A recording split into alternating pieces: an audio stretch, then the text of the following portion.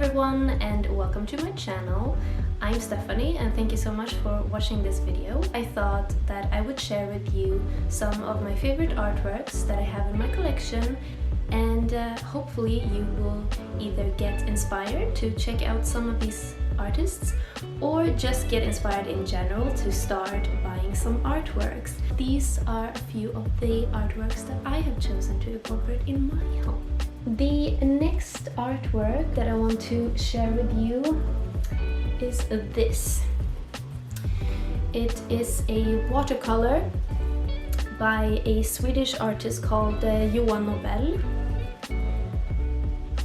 Looks like this. It is a flower with what I would describe kind of as eyes, I guess. I mean these two here, eyes. And I really love this painting. I got to pick it out from a big box of drawings, and it was a very difficult decision which one to pick, but I'm really happy with this one. This was also a case where I did an interview with him and he let me pick two artworks as a thank you, and I'm like so thankful to him for letting me do this because I really love his art, and I think that also after doing the interview, I mean his thought behind his art is so interesting. And this is the other one, which also features like flower-ish motifs, a plant at least.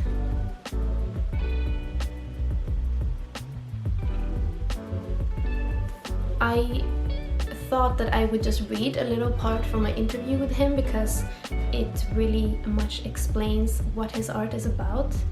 Climate, civilization, evolution and industry are all frequent themes in Nobel's artworks. His paintings feature several stories, down to micro level, leaving much to discover over time. The paintings are the essence of something that has once been, but is no more. Perhaps that is the reason he often depicts wasteland and dumping grounds as the environment for his stories. When the system is imploding of pollution, drugs and malnutrition, the establishment of a new order is needed. In a post-industrial landscape where humans no longer exist, mutated characters come alive to symbolize a new civilization. From the dirt, something new will grow, and when encountering the characters and organisms that flourish in Nobel's pastel dumping grounds, it is hard not to notice that they seem rather happy. They coexist in the same ecosystem, digging their way through rubble to find nourishment. Nobel has noticed that over time he has adapted a more abstract approach to figurative painting, giving the viewer a less obvious object to relate to. Yet there is something powerful with the human capability of accepting that a brown lump in a dump has a personality. I think that this is really interesting because at first glance it looks really childish, and with all the pastel colors, the crazy landscape that is going on, like you think that it is just something good, something positive that he is depicting. But when you go in to actually look at these characters, you see that they are really like decaying, kind of. They're really dirty. They live in some kind of moldy environment in a wasteland.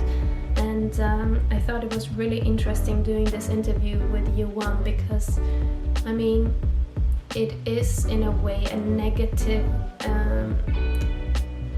view on the future. Like, I mean, the climate is going down, the society is going down, you know, like kind of thinking that society is heading in a really bad direction, and in the end we will end up with a moldy, decaying wasteland. But from that wasteland, new hope will arise, and this is kind of what he is depicting in these cute little images. And I just really love this contrast between the happy, cute, and the kind of disgusting and negative. And that is why I find his artworks to be super interesting. In my interview with Johan, we also talked about what it means to be an artist and like what is required for you to feel like you made it as an artist. And I find his answer here really interesting, and he said, an artist needs to stand outside the market space in order to stay true to the artistry. If people buy the art, that's great, but it is impossible to follow current trends without always being one step behind. A good exhibition review is not everlasting, and Nobel explains that if a 25-year-old person buys his artworks when he is 85, that is to him the true evidence of making it as an artist, to be timeless. And I just find this really beautiful that it is, you know, it's not about popularity in the moment, it's about creating something that will stand the test of time and that can appeal to any kind of person, no matter age or preferences, you know, something that will interest any kind of person. And I totally agree with him. Like, I feel like there's a lot of art that is just mimicking other art, like Jackson Pollock or something like this, you know. It feels like it was unique when it was created, but if you do that today, it just feels like we've seen that already. Like, it's not something special. It can be beautiful, but I don't like these kind of artists are acting as if they invented that, because they didn't.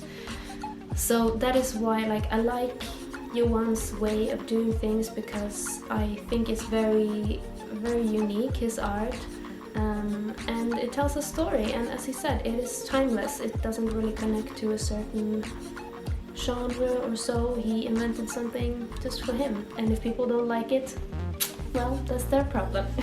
Anyways, I hope that you enjoyed this video. I think it was really fun talking about the art, and I will make another of these videos in the near future, highlighting some of my other artworks. If you have any questions for me about art, about my art collection, about the artists that I talked about today, or perhaps any other art questions, where to find inspiration, what to think about when buying art, please let me know, and I will either get back to you personally or make a video about it. If you are interested in seeing more content like this, go ahead and subscribe to my channel, because I will definitely feature more content about art in this way. Bye!